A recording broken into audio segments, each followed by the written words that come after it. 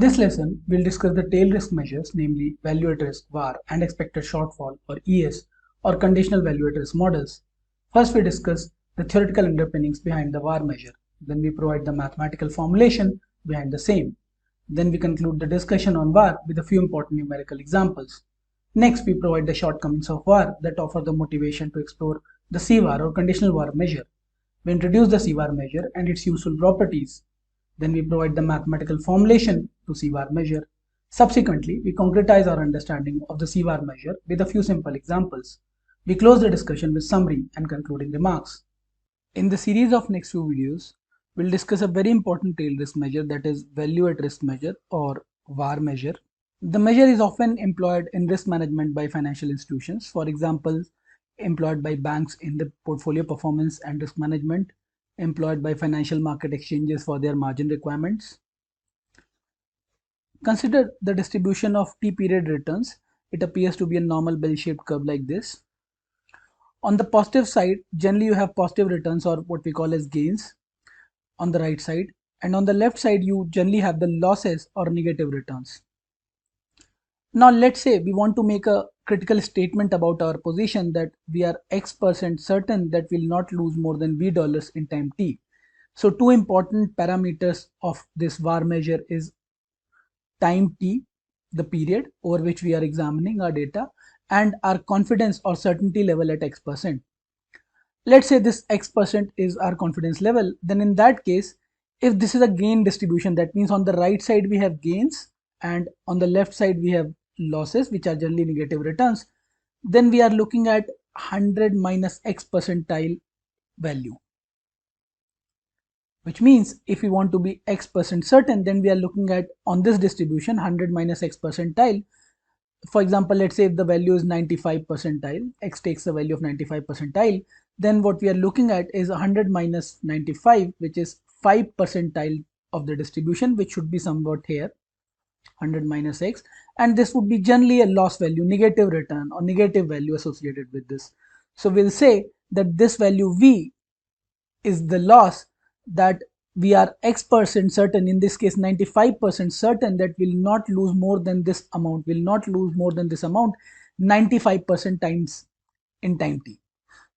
T is the time period that is under consideration, which also means basically this is the area under the curve, which is 95%.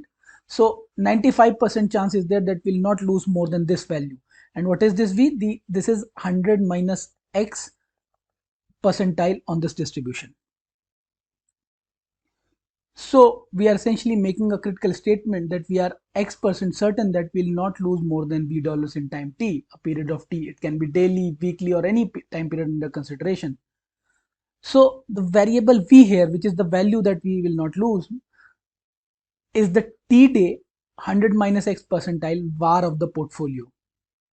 I repeat, V here is the VAR on T day 100 minus X percentile VAR of the portfolio, that is 1% VAR of the portfolio. This VAR, variable V, which is the VAR of the portfolio, it is a function of time period which is under consideration, and confidence level X. Often this VAR is also expressed in terms of loss function, which is opposite of gain, sort of negative gain.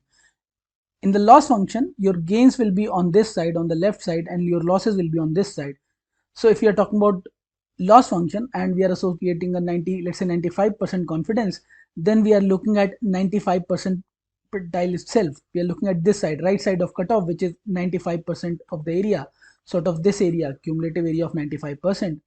And then in that case, VAR is expressed in terms of losses or negative gain, and we say that on the gain for negative gain or loss function, this is 95% VAR.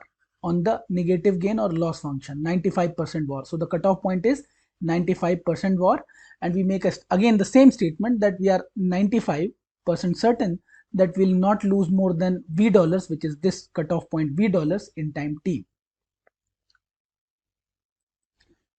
Let's put some values here. For example, when T equal to 5-day horizon, when we are looking at possible losses over 5-day horizon and a confidence level of 97%, so that means you want to be 97% confident, then VAR measure, value at risk measure, is the loss over next 5 days.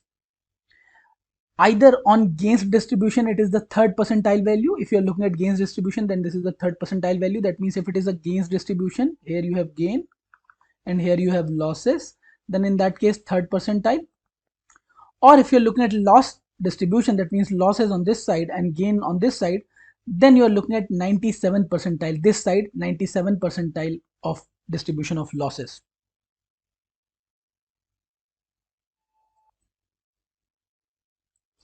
So again, to just repeat that, if you're considering the loss distribution, you have losses on this side and you want to be, so let's say 97% confident, then this cutoff value is 97 percentile. That means the area under the curve, area in this probability distribution, this area is 97, cumulative area is 97 percentile, or essentially this point is, cutoff point is 97. In case you are looking at the gains distribution, where gains are on this side, positive returns, and losses on this side, then you are looking for V on the left side.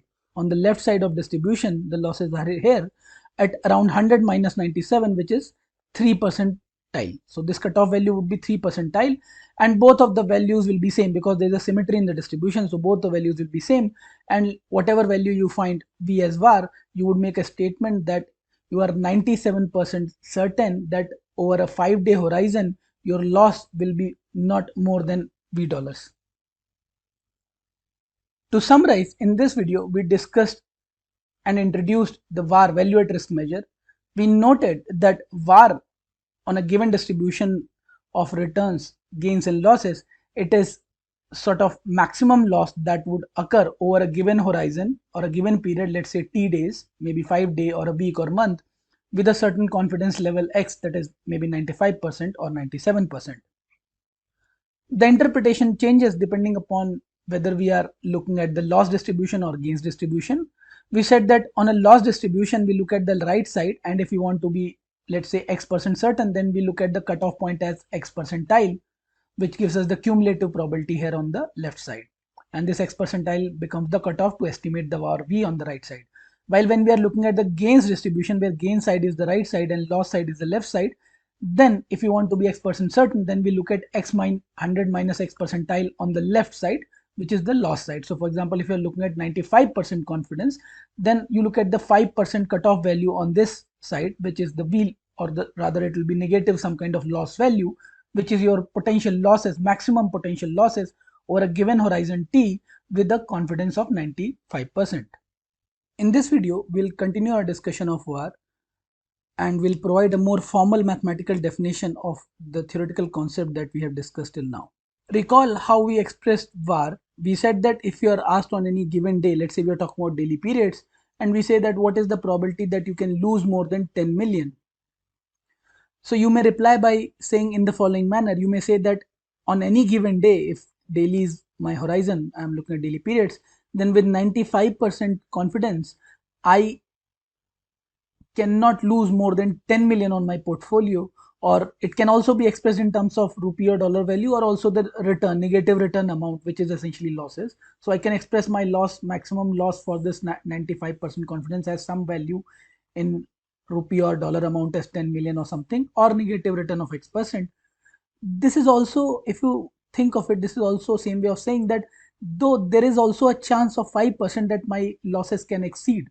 I repeat, there's also a chance, or there's a way of saying that there's a 5% chance that my losses can be more than this amount of 10 million or X%. And therefore, we may express our VAR value in two ways. We can say that when we are looking at gains distribution, then we are looking at left tail for losses. Then we may say that 5% daily VAR is some loss amount like 10 million, or X% negative return, that is losses. Or if you're looking at loss distribution, then you may say that I'm looking at right tail, and then we can say that 95% daily VAR is 10 million, or the amount that I think that I would lose, the maximum amount that I would lose with 95% confidence. Think of a return distribution, rather loss distribution, appearing like this. For now, we'll ignore this CVAR and the extreme tail. We are talking about VAR only. So we are looking at normal scenarios with some 95 or 99% confidence. In that case, on y-axis we have frequencies or probability distributions, probability densities rather, and on the x-axis you would have losses. on the right tail and gains on the left side. You can express losses in rupee dollar amount or also in percentage return terms. But we generally tend to convert them into what we call as standard normal distribution or Z values or Z distribution or Z distribution, which is Z equal to X minus mean upon standard deviation, where X can be, for example, returns or rupee dollar gain losses, mu is mean and sigma standard deviation. So you convert, to make it more easy to interpret, you convert into Z values or standardization. This is called standardization. And that is why when you have Z values or Z values on x-axis, this is called standard normal or some kind of standardized distribution. Now, when we are talking in terms of standardized distribution, let's say you're looking at 95% VAR, because we are talking about loss distribution. So we are saying 95% VAR.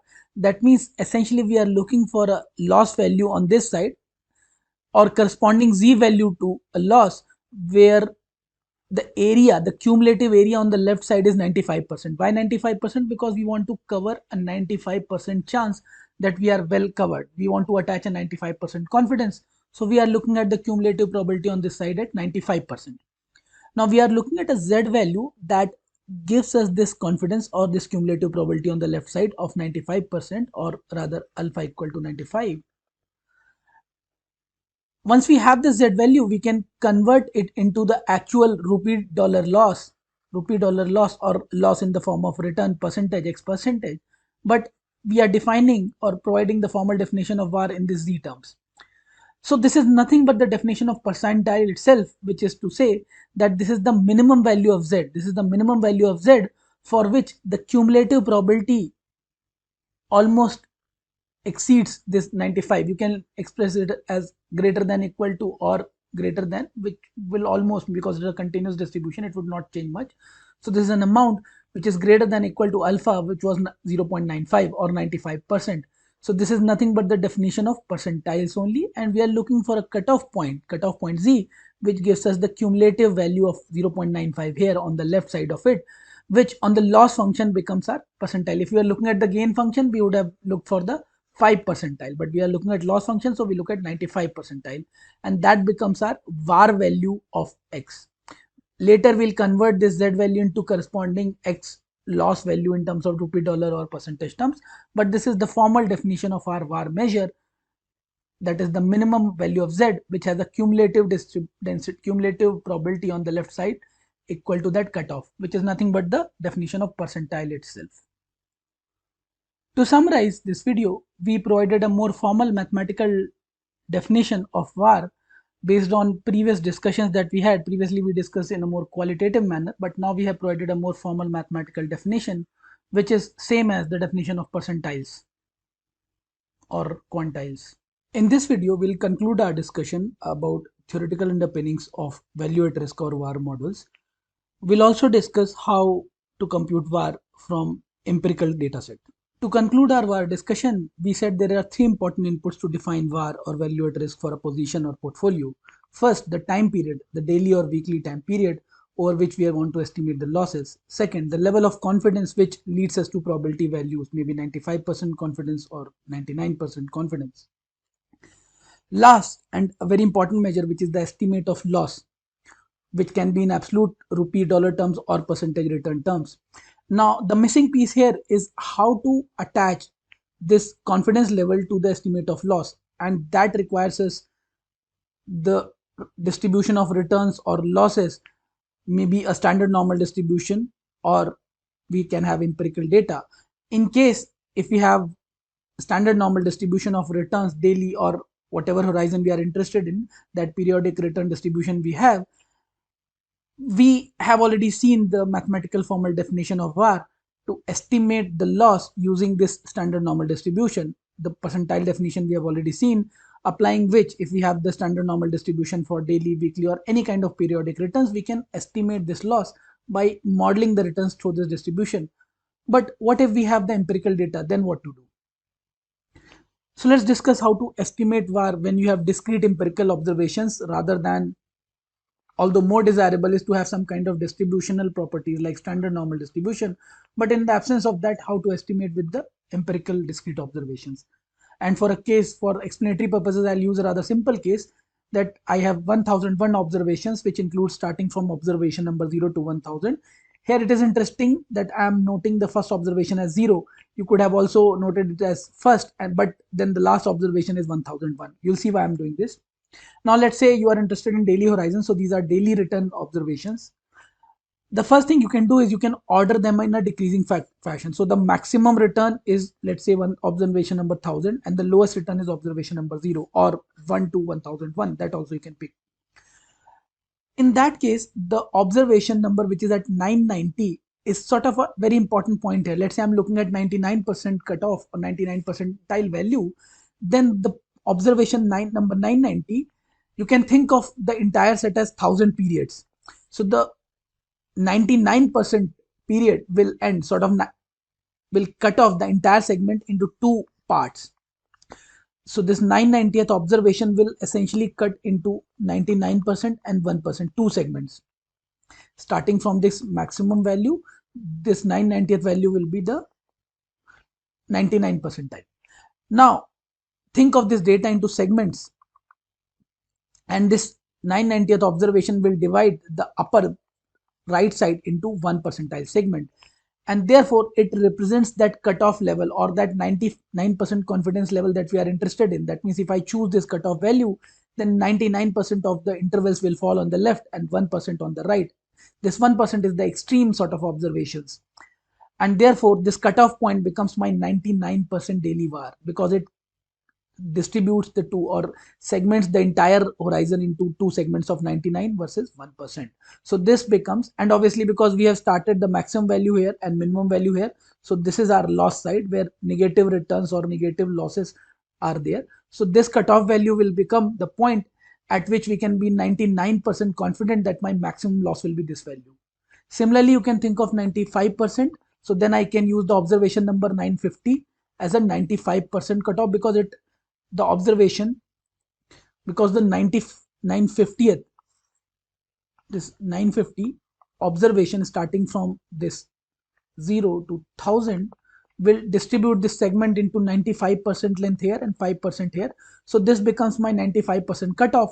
That means 95% of the observations on the left, and these are the 5% extreme loss sort of observations. So I can say with 95% confidence that this will be my maximum loss. It is customary to have this side. There's nothing theoretically that stops this side also having positive returns, or not exactly losses but lower returns. But generally in a practical sense, you will tend to have negative numbers, negative return numbers here. To summarize this video, we discussed and concluded our understanding and theoretical discussion of VAR. We noted that while it is desirable to apply some kind of distribution like standard normal distribution to model the returns and obtain VAR measures, but also often you have discrete empirical observations, and how to model our returns with these discrete empirical observations and find certain VAR values like 99% VAR and 95% VAR that we saw in this video. In the next two videos, we'll try to reinforce and concretize our understanding of VAR, value at risk, through two simple numerical examples. Let's start with this first example, where a sort of hypothetical gamble is designed that from a loss of 50 million to a gain of 50 million, all outcomes are equally likely over a period of year. So this is a sort of example of a uniform distribution. That means the outcomes are distributed on probability distribution table, where on y-axis we have probability densities, probability PDs, probability densities. On x-axis we have possible outcomes. They start from a value of minus 50 and they end up with the final value of plus 50 million. You can think of mid value or mean value as 0. But the point here is that this height is same for all the outcomes. That means all the outcomes are equally likely. Also, please recall that this is a version of gain distribution, because here on the right side we have gains and left side we have losses. The other way around would have been starting from 50 million gains here and losses here, then this would have been the loss distribution. So now if you are looking at either 1% on the gain distribution, which is on this side, 1 percentile cutoff, or sort of 99 percentile here. To simplify things, on either these graphs, you can think of 1 million intervals of 100 pieces, where for example, this is minus 50 to 49 and 49 to 48 and so on. starting here 49 to 50. So you can think of 100 such intervals of $1 million each, or INR 1 million rupees of each. You can construct such 100 intervals.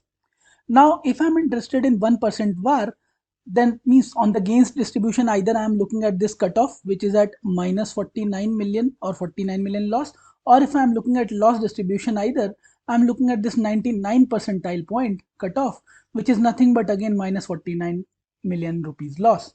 So either I look at gain side or loss side. If I want to have that 99% confidence, then I'm looking at 1% on the gain side, which is this, or 99% on the loss side, which is this, and both values are same as 49 million loss. Similarly, if we are looking at 95% confidence, then let's start with the gain function. This is minus 50, this is plus 50, and we are looking at 95% confidence. That means on the gain distribution we are looking at 5% cutoff, which is 100 minus 95, which is this 5% cutoff. Now it's too easy to know that this will be 5 intervals of 1 million rupee each, which will end up at what point? 45 million. So this would be the 45 million loss point, or minus 45 million. Similarly, if I'm looking at the loss function, then essentially it would be 50 to minus 50, and in that case also we are looking at on the right side 95% cutoff point, which would again be a loss of 45 million. So because this was a uniform distribution, things were rather simple for us to understand and estimate the cutoff points at 95% and 99% confidence levels. To summarize this video here with a simple example, numerical example, where the approach employed uniform distribution, we saw how to compute VAR for 99% and 95% confidence levels. In this video, we'll discuss a more systematic approach to VAR estimation with the help of probability distributions. Before we start with our numerical example, please recall that when you are making an assumption about probability distributions, you need to connect that distribution, probability distribution, with your return data. For example, take a case in point with normal distribution.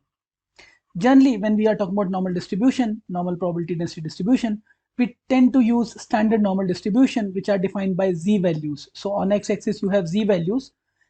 So you have to convert, let's say you have a return data in percentage returns or continuously compounded returns, then you have to convert this return data into z values or z distributions. How to do that? You subtract the return from its mean and divide it by standard deviation. It's a pretty simple procedure. That is r, return data, minus its mean mu, which is the average of return, divided by standard deviation sigma. So this is how you get the z values. Now instead of return values on x-axis, you have z values, and as we'll see shortly, it has a lot of beneficial properties. Now let's say you are interested in sort of 99% confidence interval, and assuming that is a regular gain distribution, where on positive side we have, on the right hand side we have positive return sort of gains, and on left side we have negative returns or losses, then in that case, if you're looking at 99% confidence, then essentially your 1% area will be this. This will be your 1% area where you are interested in. So what you'll do is you'll use the benefit or sort of properties of normal distribution to find this cutoff point. Cutoff point in the sense that right hand side probability, cumulative probability on the RHS is 99%, and therefore this becomes your cutoff value at 1%. Similarly, if you want to find the cutoff value or sort of 95% confidence level, the procedure remains identical. All you need to do is find a point to which right side cumulative probability is 95%, and therefore this left side tail area becomes 5%, which is the cutoff point in z terms you will obtain. Once you have the z value corresponding to this cutoff point, then you can convert this z value into return form and subsequently compute the losses in actual rupee or dollar terms. This was about gains distribution. So now if you are thinking in terms of loss distribution, you have to follow the similar procedure, only that now on the right side you will look at 95% or 99% cutoff depending upon your confidence level. So now let's start with our numerical example. The example is as follows. Abhishek purchased a share of 1000 rupees where continuously compounded daily returns are distributed with a mean of 12.5% per annum. So this 12.5% is per annum. So we need to convert it back to daily level, and a standard deviation also of 50% per annum. So we'll convert this back as well at daily level. The question is how much value at risk or VAR margin needs to be deposited if you want to have a 99% confidence. Also, it is given that there are 250 days of trading in a year and returns are serially correlated. This is very important assumption before modeling or employing any kind of distribution, that returns are serially uncorrelated. Particularly when we are translating volatility across different periods from annual to daily and so on, then this assumption is very important. Now we are supposed to compute the VAR margin for 1 day and 3 day period, and it is given that Z value corresponding to 1% significant level is minus 2.326. The application of this Z value goes like this. So if you recall our previous discussion, this 1% point is corresponding to minus 2.326 here, Z value. And the right side probability would be 99. Similarly, if we were looking at the loss distribution, then on this side, Z value corresponding to 99% is positive 2.326. You can employ them either way, either looking at left side or right side. The value is symmetrical, only that here it is negative and on RHS it is positive. So let us start with our numerical. First, we'll compute the returns on daily because our horizon is on daily basis. If you recall, the period was one important input. What period we are looking at, that was one important input in our analysis. So 12.5% is given at annual level. So let's compute it at daily level, and it turns out to be 0.05%, which is we got after dividing by 250. Why did we divide by 250? Because there were 250 trading days in the year. So we divided 12.5% by 250 to get 0.05%. The computation of standard deviation from annual to daily is not as simple. The formula for any periodicity is sigma t is equal to under root t into sigma for one period. So here the period is total 250 days. So I need to divide it in order to compute it for daily. I need to divide it by 250. That is sigma t upon square root t equal to sigma 1. This is what we needed to do. So we have 50% total volatility annual basis. So we divided by total trading days sigma root 250 to get this 3.16%. Now the last missing piece is that Z value, which is given to us minus 2.326. So that means we are looking at the sort of gain distribution. So we are looking at the left side of it, and Z value is minus 2.326. All we need to do is connect this Z value and find a corresponding return value on the normal distribution. Already this Z value gives us that 1% sort of VAR number or maximum loss with 99% confidence. So how do we compute it? The formula is simple: mean mu d plus Z into sigma d. Mean is 0.05%. Z value is negative at minus 2.326 into sigma, which is 3.16%, which we got here. So our return value is minus 7.3%. Now let's say if your portfolio value, your investment in this portfolio was 1000 rupees, then in that case, the losses that you can expect on any given day, the maximum loss with 99% confidence is 73. I'll repeat, this is a very important statement that I'm making from VAR's perspective, that one day VAR with 99% confidence or 1% significance here was 7.3% in return terms, or in value terms, loss of 73 rupees with 99% confidence. This is my maximum possible potential loss over a daily horizon with 99% confidence. Let's see how to work this number for 3 days. So first we'll convert our return to 3-day period by multiplying the daily return with 3. So we get this number. And second, we also need to multiply the daily volatility sigma 1 day, which is 3.16%, with square root 3. So this is nothing but under root t multiplication to one period standard deviation. So now that we have our return and standard deviation values, it's very easy to compute the potential maximum 3-day loss with 99% confidence. It's exactly identical procedure. We have mean, return, plus Z into sigma 3D. Mean we have already computed as 0.05% into 3 minus 2.326 into square root 3 into 3.16%, which works out to slightly higher than minus 7.3 at 12.55%, which is to suggest that if my portfolio is of 1000 rupees, then the maximum 3-day loss, the maximum potential 3-day loss with 99% confidence would be 125 rupees 50 paise. That means 125.5 in loss terms. So to put it in simple terms, what we are saying that your loss value for a 3-day period with 99% confidence is minus 12.55% in negative return terms or loss value. Or let's say if you are holding 1000 rupees worth of portfolio, then your loss with over a 3-day period, maximum loss over a 3-day period with 99% confidence is 125.5 rupees. To summarize, in this video we saw how to apply a normal distribution to compute value at risk measure in a more systematic manner. In this video, we'll conclude our discussion about value at risk models with its shortcomings and therefore the motivation to study expected shortfall, or what we call as conditional value at risk or CVAR models. Let us consider the profile of two portfolio managers or fund managers A and B. While up till a certain point, the value remains same. However, portfolio B differs in the sense that it has taken certain position in certain securities where in the extreme tail may be 5% or extreme tail of 1%, the loss probabilities are extremely high. So we can see extremely large possibilities, but these are hidden. These probabilities are in tail manner. So to a portfolio manager who is specifically focused on the value at risk, that is the 95% scenarios, may not be able to look at these loss measures because he is solely or focused on this region, which is identical for both the positions. But the main difference lies here in this loss, which is an extreme loss, which is not for portfolio A, but for portfolio B. The question you may ask, why portfolio B manager would be interested in such a position? Maybe because in this position, on the positive side also, he may have some kind of upside. He may witness some kind of upside on the positive side. And if the positive side were to appear, his bonus would be very high.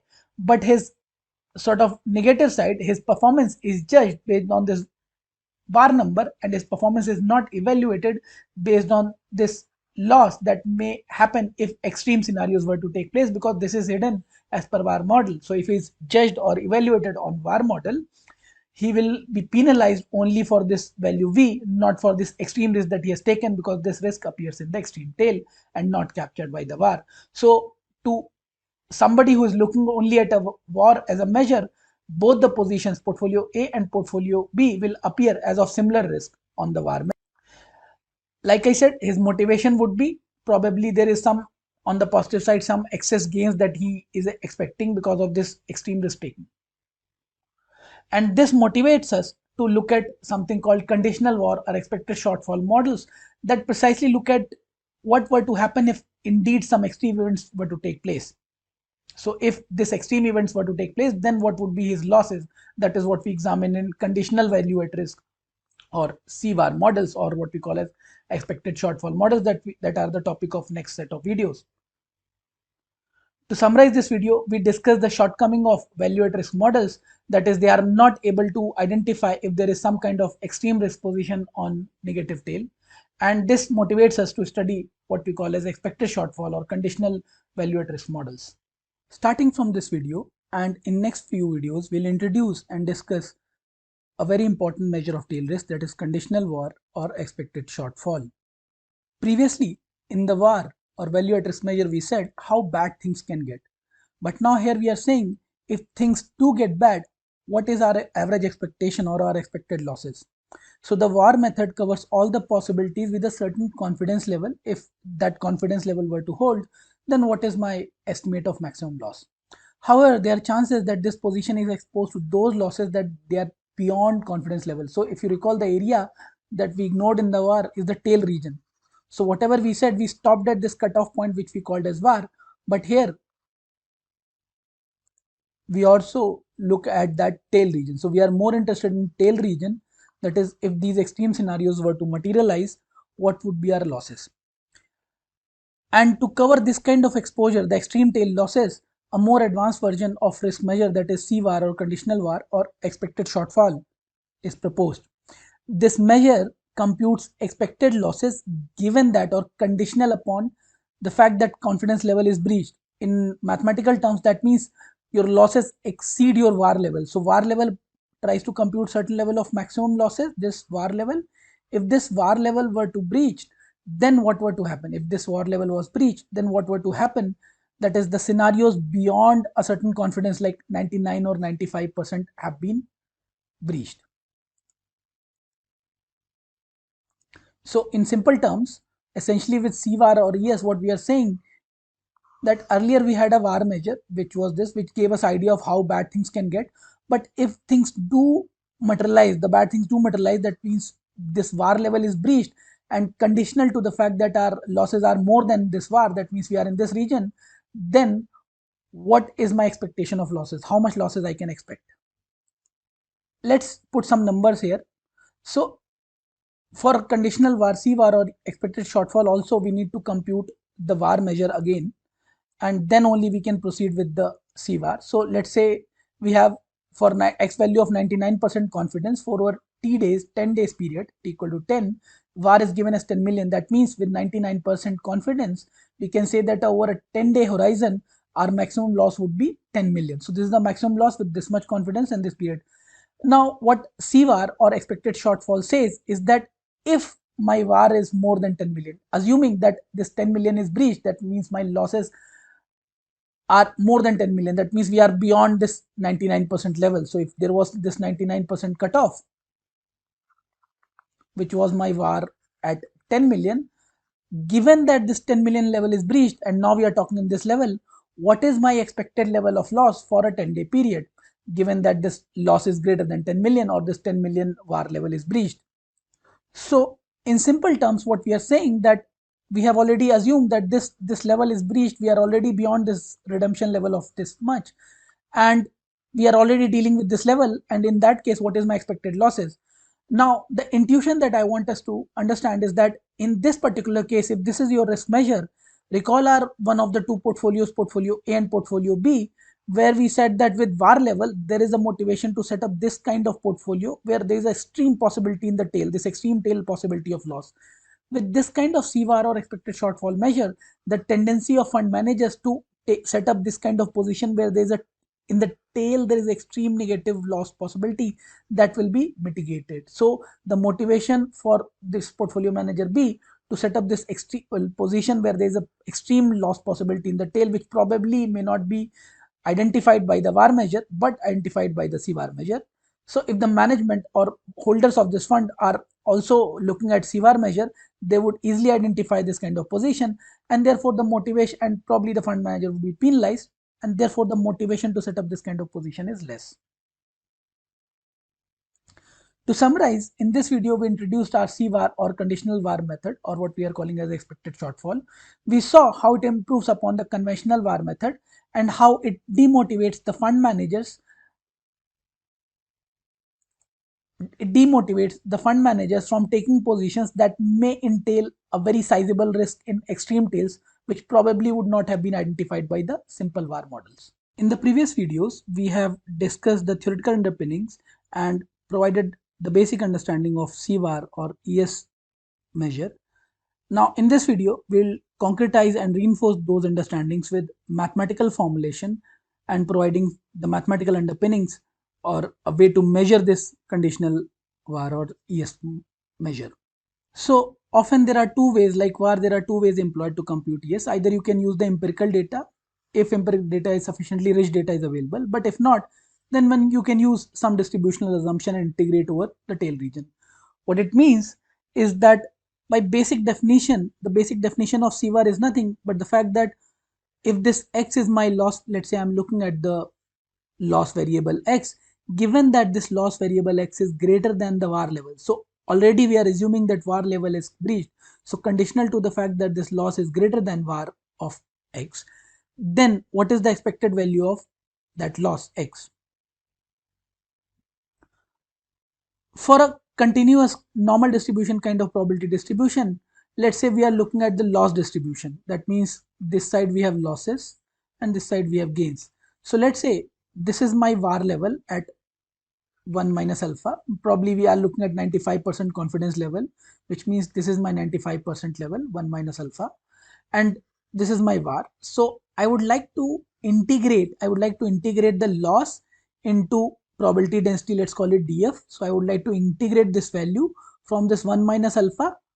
This is the cumulative probability 1 minus alpha for this cutoff point up till 1. So 1 is the final last point. So 1 minus alpha to 1, I would like to integrate this x df,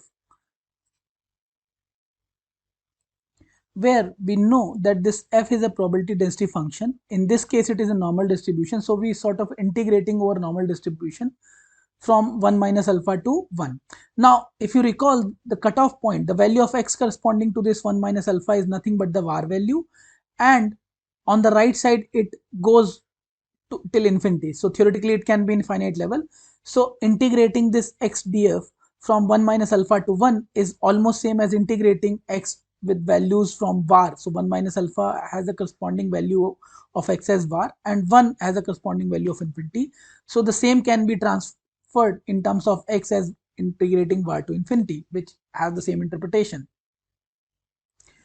So essentially what we mean here is that if we are looking at this loss function, this is our cutoff var point, which corresponds to a cumulative, let's say, probability of 1 minus alpha, maybe 95% or 99%. And starting from this point, 1 minus alpha till 1. So the maximum loss point, which theoretically is an infinite value, has a cumulative probability on the left side as equal to 1. So sort of integrating from 1 minus alpha to 1, which is integrating from var value to infinite value. And therefore, the original formula where we said that given that x is greater than var at certain level of significance, maybe 5% or 1%. If it is 5%, then 1 minus alpha is 95%. If it is 1%, then 1 minus alpha is 99%. Depending upon this number, given that x is greater than this var, what is the expected value of x? Which is to suggest that integrate x starting from var. So we integrate at lower limit var up till infinite, the maximum possible. Theoretically infinite, but in real life you may have, based on your empirical data, you may have some expectations of the maximum possible loss. Integrated dfx, where f is the probability density function. So generally we assume normal distribution to describe returns. So this df would be the probability density function for a normal distribution. To summarize this video, here we provided the mathematical intuition and also the formulation of equations to describe the CVAR or expected shortfall measure. In the previous video, we saw how to approach the problem of CVAR or ES estimation when probability density distributions are given, sort of continuous probability density distributions are given. In this video, we'll see how to compute conditional VAR or expected shortfall using empirical data. Recall our computation of VAR with the empirical approach. We said that if 1001 observations are given, we can segregate them. Let's say we are looking at 99% VAR, then we can find the 990th position. We will order the data starting from maximum to minimum and we'll find the 990th observation. The idea was that this 990th observation will sort of segregates the entire observations into two length segments. One is having 99% observations, the other is 1% observation. Similarly, for 95%, we will find a value at 950th, and this 950th will segregate 95% and 5% length segments. Now, with the CVAR or ES, the idea is that this value, this corresponding value of loss is already breached. That means we are already on the right side of it, on the negative loss side. And therefore, the way to approach this problem is to find all the values. Let's say we are looking at 99% expected shortfall or CVAR. Then the idea is that to pick up all the values that are higher than this 990th position on the right side of it, all the values that are on the right side, and take the average of them. That average would be the expected shortfall or expected value of loss given that 99% VAR is breached. Similarly, think of 95% VAR. So this is the 95% cutoff. Then you look at all the values on the right side of it. Because we have ranked them from max to minimum, all the values on the right side of this 950th would be part of those 5% sort of extreme loss observations. That is scenario where maximum loss is materialized. And therefore, once you put this cutoff of 950 observation as the VAR value, as a cutoff, minimum cutoff, and take all the values that are a higher loss in terms of magnitude, they are higher, that means indicating loss on this side.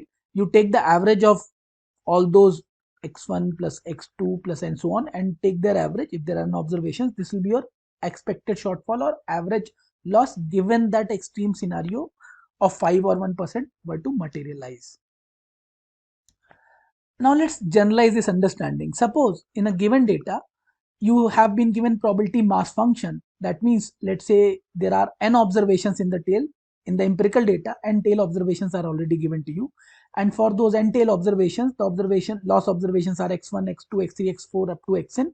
These are the losses, possible scenarios, losses in possible scenarios in the tail region, negative losses. And the corresponding probabilities as p1, p2, p3 and up till p1. So in that case, when the probabilities are also given as a probability mass function rather, so the probabilities are given and the values are also given, then your conditional VAR or ES measure is simply nothing but the expected value like this, pi into xi. summation I equal to 1 to n, which is nothing but this one,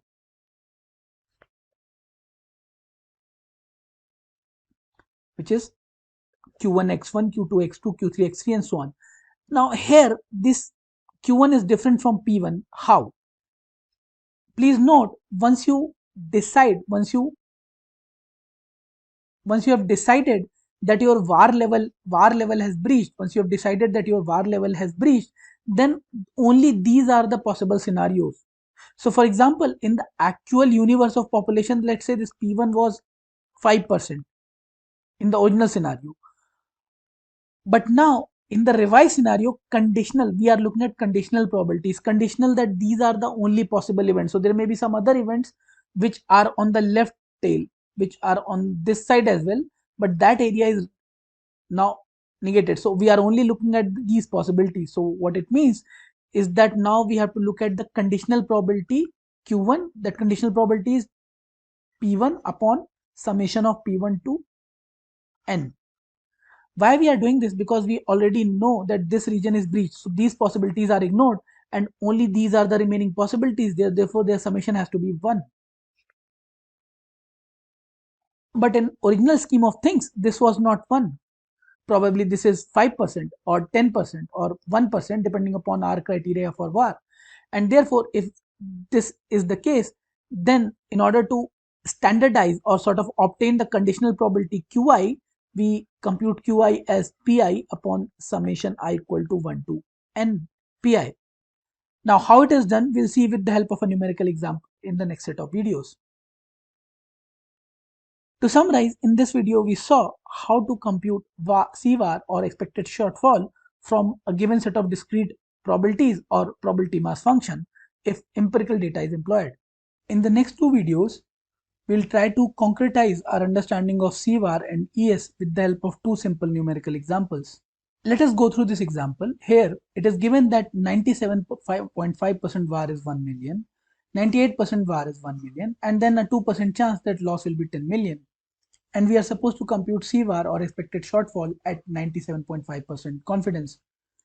To simplify this problem, because these observations are discrete, we'll assume some kind of uniform distribution in the tail. That means at 97.5% VAR, it is given to us that this is 1 million level. We'll assume it to continue till 98, and beyond 98 it is given that there's a 2% probability that loss can be 10 million. So there are two particular discrete regions available to us, A and B, and it is given while computing CVAR, we assume that this 97.5% is breached and the only two possibilities are A and B. So the corresponding matching probability of 0.5% here and 2% here needs to be standardized to 1. That means now probability of A plus probability of B has to be 1, conditional, because we are dealing with a conditional event, conditional to that VAR is breached, and therefore we are in this region only. How to achieve this? So the idea here is to make this summation as 1, and therefore we need to standardize these probabilities on a scale of PA plus PB, because now this new PA plus PB is supposed to be 1. We'll standardize the probability of 0.5 by dividing it with PA plus PB, which is 2.5 originally, and we'll standardize the other probability, which is 2%, also by standardizing it with 2.5. So now their summation P of A plus P of this becomes 1. So in that case, our new expected loss would be PA, which is 0.5 upon 2.5 into 1 million plus 2 upon 2.5 into 10 million, which is our expected loss, which is equal to 8.2. What is this 8.2 million? This 8.2 is our expected loss given that our VAR of 97.5% is breached. That means given that this level were to breach at 1 million, what is the possible scenario? And that value is 8.2 million is our expectation of loss. In this video, we'll conclude our understanding of conditional VAR or expected shortfall with the help of simple numerical example. Let's see how this numerical example works out. So we have been given that a portfolio position has a 95% VAR at a 1 million level, rupees 1 million. Then there is a 3% probability that a loss of 2 million may happen, another 1% probability that a loss of 5 million may happen, 0.75% probability that a loss of 10 million, and a 0.25% probability that a loss of 2 million may occur. Now we are supposed to compute 95% ES, expected shortfall, or CVAR, which means it is given to us that what were to happen, what is the expected shortfall or expected loss if this 95% VAR of 1 million is breached.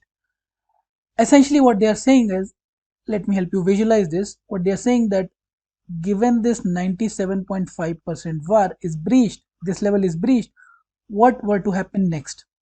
Now it is given that, let me plot a level of 2 million here with a probability of 3%. So this is 95%, sorry. So this is 3%. That means 95 to 98, there is a 2 million loss. We are assuming a uniform kind of distribution because these are discrete observations. Next, from 98 to 99, there is, let me plot a slightly less thick bar, 98 to 99, 1% probability. This is 1%. Previously it was 3%, so now it is 1%. And the height of this is 5 million. It is given to us as 5 million. Next, another 0.75%, and I'll draw a rather thin bar to indicate that this is 0.75% in this region. First is A, this is B, this is C, and the height is 10 million.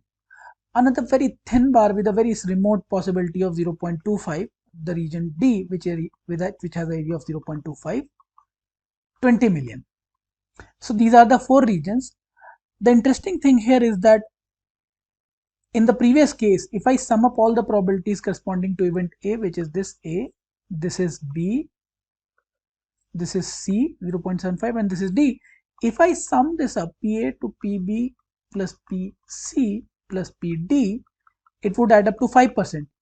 But now the world has changed. It is given to us that this 95% level has breached, and these 5% are the only four possibilities with us. That means, conditional to the fact that this 95% level VAR has breached, these probabilities are the only probabilities, and therefore they should sum up to 1. That means probability of A given that VAR has breached plus probability of B given that VAR has breached plus probability of C given VAR has breached plus probability of D given that VAR has breached should be equal to 1, which means we need to standardize these probabilities conditional to this fact that this VAR has breached. How to do this? Let's see that. So in order to standardize these probabilities, all I need to do is I need to divide them by their summation. That means summation is 5%. So let's say 3%, I divide it by 5%. So I get probability of A conditional to VAR breached. Similarly, I divide 1 by 5, 0.25 by 5, and so on to get all the conditional probability given that VAR has breached.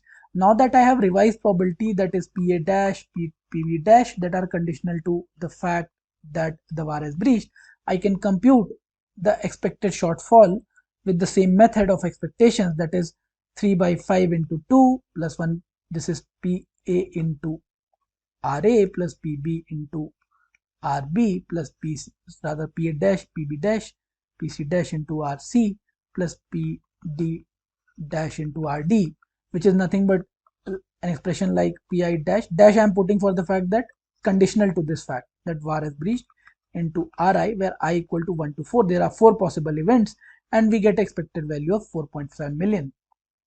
Let us see how to interpret this 4.7 million to conclude and summarize this video.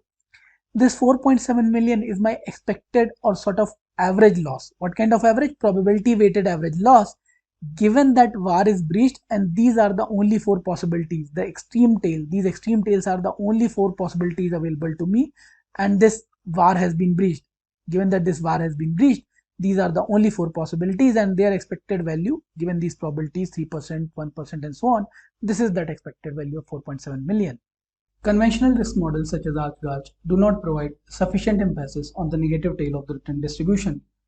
This inefficiency with the conventional risk models is overcome with tail risk measures such as value at risk VAR and conditional value at risk CVAR measures. To begin with value at risk models, these models estimate the maximum loss value expected over a given horizon T with a certain confidence X%. While this method tells you how bad things can get, but in case things do get bad, what may happen to our investment portfolio is not known. Fund managers may set up positions with a lower maximum loss value with a certain confidence level. However, these positions may carry extreme tail losses outside the confidence band. Such inefficiency in the portfolio position design will not be identified by the VAR models. To account for this inefficiency of the VAR model, we go to conditional VAR or expected shortfall models. These models examine those losses that exceed VAR, or to put it another way, what is the expected loss given the losses exceed VAR.